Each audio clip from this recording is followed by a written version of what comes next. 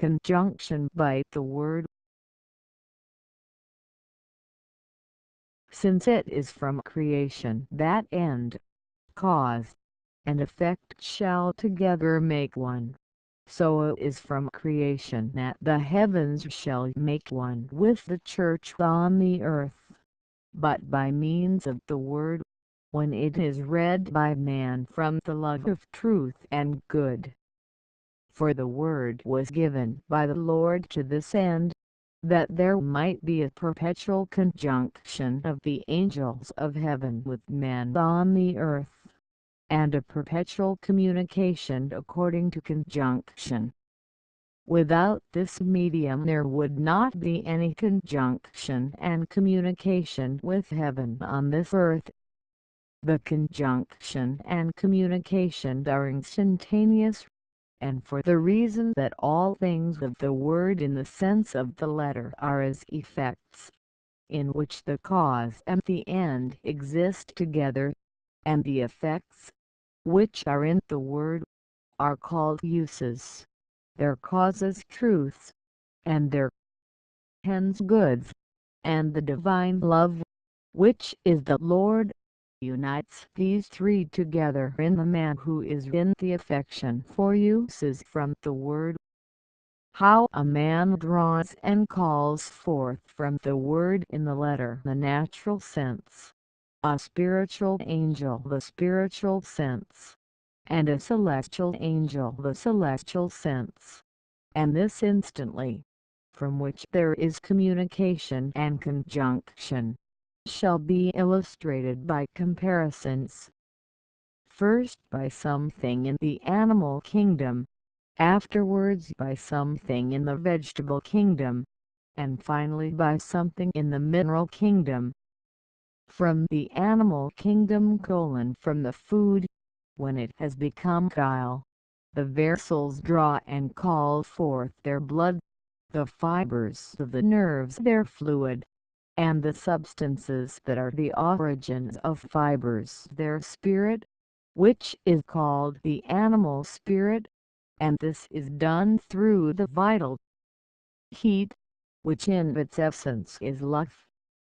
The vessels, the fibers, and the substances which are their origins, are distinct from each other, and yet they act as one throughout the body, and they act together and in an instant. From the vegetable kingdom: the tree, with its trunk and branches, leaves and fruits, stands upon its root, and from the soil where its root is draws and calls forth its sap, a coarser sap for the trunk and branches, a purer for the leaves, and a still purer and also nobler for the fruits and for the seeds in them, and this is done by means of heat from the sun. Here the branches, leaves, and fruit, although they are distinct, yet they extract together and instantly and from the same soil foods of such different purity and nobleness. From the mineral kingdom: in the bosom of the earth in certain places there are minerals impregnated with gold, silver, copper, and iron.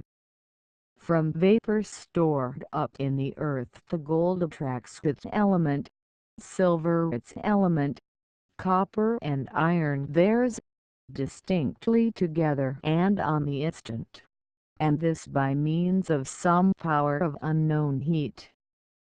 As it is allowable to illustrate spiritual things by means of comparisons drawn from natural things, these will serve to illustrate how interior things, which are spiritual and celestial, and by which a man of the church has communication and conjunction with the heavens, can be drawn and called forth, and extracted and eliminated from the word in its ultimates, which is the sense of the letter.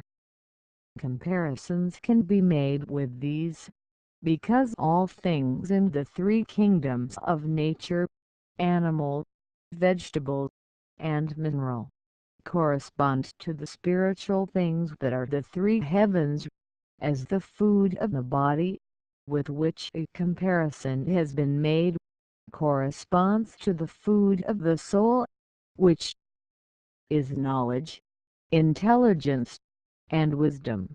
The tree, with which also a comparison has been made, corresponds to man, the tree to man himself, the wood to his good, the leaves to his truths, and the fruits to his uses. So, too, gold, silver, copper, and iron correspond to goods and truths. Gold to celestial good, silver to spiritual truth, copper to natural good, and iron to natural truth. Moreover, these things have these significations in the word. And what is wonderful, the pure are contained in the grosser and are drawn from them, as the animal spirit and the nerve fluid are contained in the blood, from which the original substances and nerve fiber draw and extract their distinct portions.